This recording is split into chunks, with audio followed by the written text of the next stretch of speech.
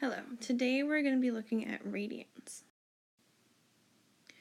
So depending on the application, degree measures of angles can be useful, but sometimes we want to use radians, and we'll see in a later section some nice applications that involve radians. So what is a radian? A radian is the measure of a circle needed so that the intercepted arc of the circle, which is the segment of the circle, is equal to the radius. So in a circle, we've got the radius, r here, and then a radian is the angle needed so that this part of the circle is also r. Because the circumference of a circle is 2 pi r, we know that there are exactly 2 pi radians in a full circle. We also know from before that there are 360 degrees in a full circle. So 360 degrees is equal to 2 pi radians. And we simplify this because both sides are divisible by 2, and we use the fact that 180 degrees is equal to pi radians. This gives us a really nice ratio. R over pi equals d over 180, where r is the radian measure and d is the degree measure. So what we have to do is we plug in the one that we know, r or d, and we solve for the other by multiplying both sides by the denominator. So r is d times pi over 180, and d is r times 180 over pi. So we're always looking at this ratio, pi to 180, and then depending on which one we're looking for, it's either pi over 180 or 180 over pi. So as an example, we'll convert the following radian measures to degrees. So we know r and we want d, so we're going to be using this guy. So for the first one, we have 310 degrees. So we take our 310, we multiply it by pi over 180, and then depending on how the question is worded, you either want to keep it like this, which is in terms of pi, so I'm just simplifying the ratio 310 over 180 to 31 over 18 pi, or rounded to so many decimals. So either, again, this is in terms of pi, and then this is rounded to so many decimals. So sometimes it will tell you, leave it in terms of pi. Sometimes it will say, find it to so many decimals. So just keep in mind that you know which one it's looking for. As another one, 85.7 degrees. So I'm going to take this number, we're going to multiply it by pi over 180. It's not going to be something nice, so we'll just round it, and we get 1.496 radians. So another example, 90 degrees. I'm going to take that 90 degrees, multiply it by pi over 180, and this will be something really nice in terms of pi. It's pi over 2 radians, so I'm going to leave it as pi over 2. As another case, we have negative 30 degrees. So negative 30, we're going to multiply that by pi over 180. And again, this simplifies really nicely, so I'm going to leave it in the exact terms of negative pi over 6 radians. Now we'll go backwards.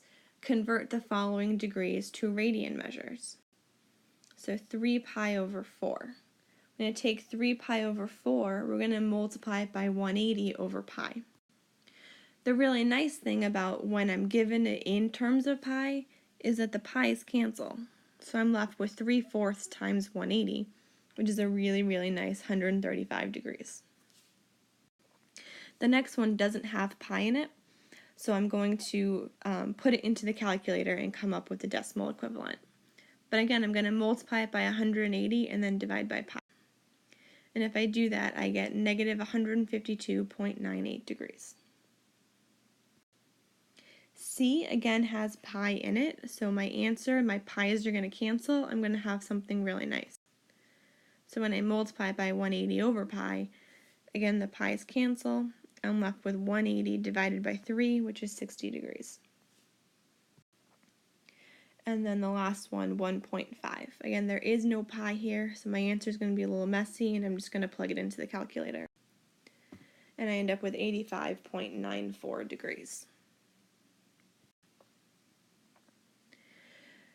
We're going to use a little bit of trigonometry with our radians. So when you try this out, make sure your calculator is in radian mode. If you don't know how to put it in radian mode, you can try Googling it. But if you have a trig function, then you have the opportunity to go between degrees and radians. So make sure your calculator is in radian mode.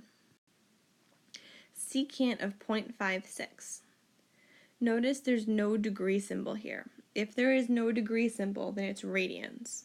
So secant of 0.56 has to be in radians. Remember that secant is 1 over cosine.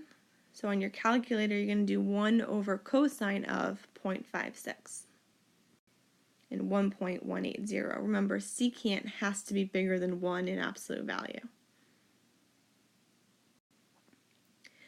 B, what is tangent of pi over 6?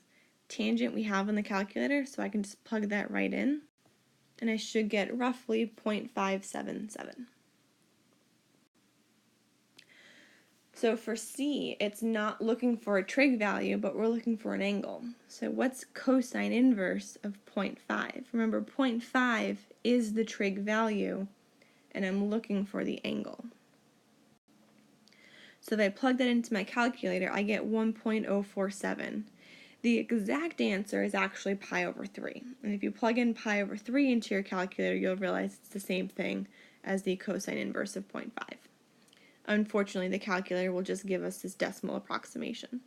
But just know that it actually is a third of pi. And then the last one, cosecant inverse of 1.5. Remember, we don't have a cosecant inverse button on our calculator. So to do this, we're going to use the fact that we have cosecant of theta is 1.5, and we know that cosecant is 1 over sine. So if cosecant of theta is 1.5, sine of theta is 1 over 1.5.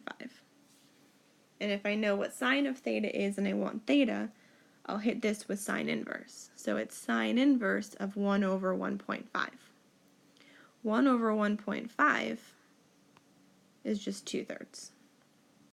So I get sine inverse of 2/3, which is 0.723. So just be careful, and in this section, if you're going to use the trig functions, make sure your calculator is in the correct mode. If you want to leave it in degree mode, you can.